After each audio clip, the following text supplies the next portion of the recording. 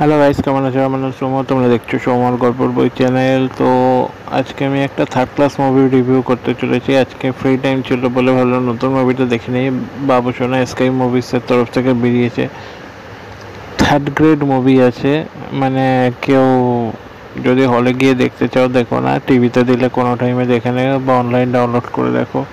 মানে হলে গিয়ে যদি মুভিটা দেখতে চাও নিজের পুরো মানে 500,000 টাকা জলে দেওয়া।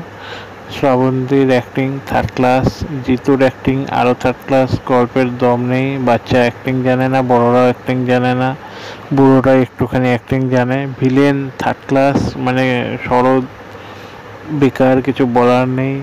আর পায়েল আছে মুভিতে, ওর অ্যাক্টিংও নর্মাল, ওকে ওকে। ওর সাথে যে কমেডি করে ছেলেটা, ওর হিরোর নাম জানি না। মেনলি বাচ্চা ওর দাদুর কাছে চলে যাবে, দাদুকে প্রথমে সন্দেহ করবে কি দাদু অন্য কিছু র্যাকেট চালায়। তো এরা দুইজন, ওর মা আর বাবা দুইজনেই ডিভোর্স নেবে, বাচ্চাকার কাছে থাকবে। তো সেই জন্য এদেরকে ভাড়া করে পাঠাবে, বাচ্চাকে যেন তুলে নিয়ে চলে আসে দাদুর কাছ থেকে। ওখানে গিয়ে পুলিশের হাতে ফাঁসবে শ্রাবন্তী আর জিতু। পুলিশটা মানে থার্ড ক্লাস, একটা বিদেশি পেয়েছে, মানে সব মুভিতে ইউজ করছে, খৈনি খাচ্ছে, বিড়ি খাচ্ছে, গুটকা খাচ্ছে। গল্পের কোনো দম নেই, স্টোরির কোনো দম নেই, গানগুলো থার্ড ক্লাস, গল্পটাও বেকার।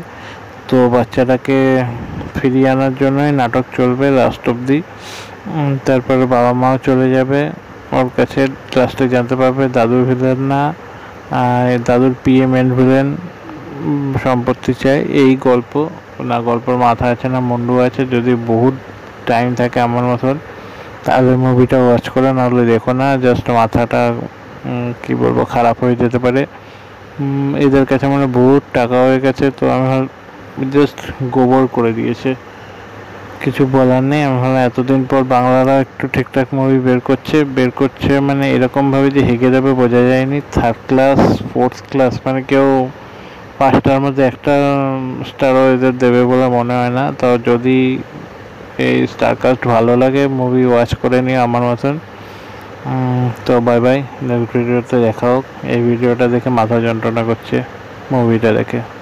বহুত থার্ড ক্লাস মুভি। আমি ক্লিয়ার, বাই বাই।